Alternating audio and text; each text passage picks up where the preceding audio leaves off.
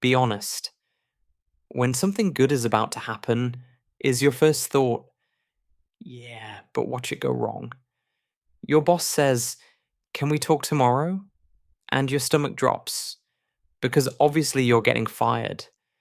People call you negative, dramatic, such a pessimist. But psychology says that for a lot of people, always expecting the worst isn't just bad vibes. It's a coping strategy your brain built to survive. Let's talk about the psychology of people who always expect the worst and why that negative thinking once kept some of you safe. First, there's the defensive planner. Psychologists call this defensive pessimism. You set low expectations on purpose, even if you've done fine before, and then you mentally run through everything that could go wrong so you can prepare. It's a strategy some anxious people use to manage fear by imagining worst case scenarios and planning around them. Instead of, I'll crush this, it's, I'll probably mess up, so I'd better be ready if I do. Studies show defensive pessimists don't necessarily perform worse than optimists. They just feel more tense getting there. On the outside, it looks like negativity. On the inside, it's, if I lower my expectations, maybe it won't hurt as much. Second, there's the catastrophizer. This is the person whose brain takes a tiny problem and turns it into a disaster movie.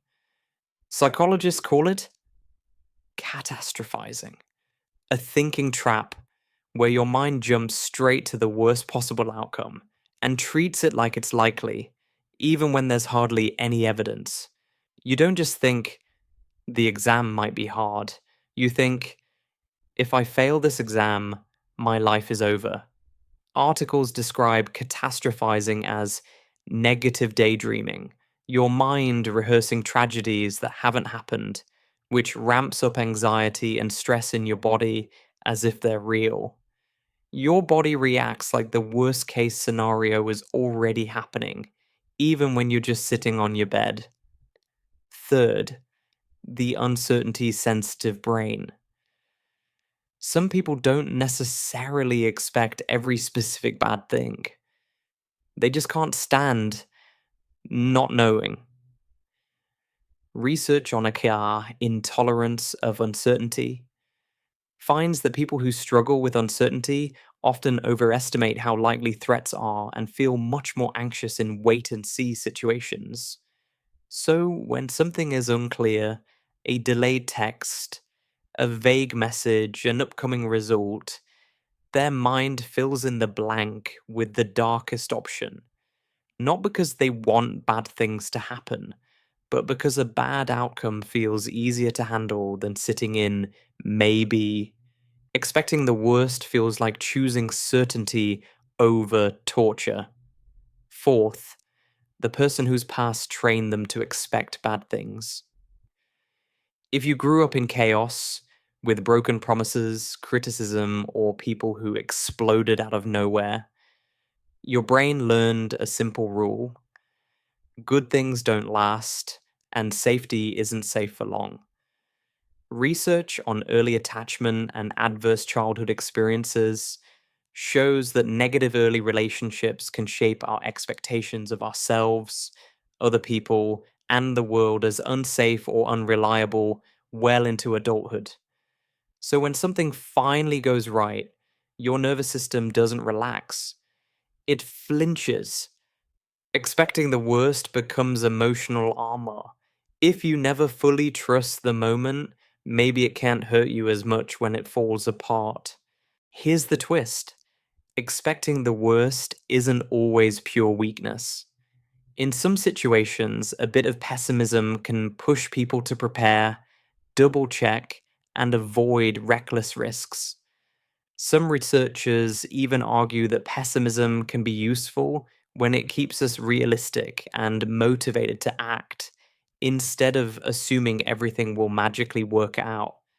But when your brain constantly scans for disaster, your body lives in a low grade emergency, And that protection can quietly steal chances and joy before anything has even gone wrong. So, if you're someone who always expects the worst, here's what you need to hear. You're not broken, and you're not just being dramatic.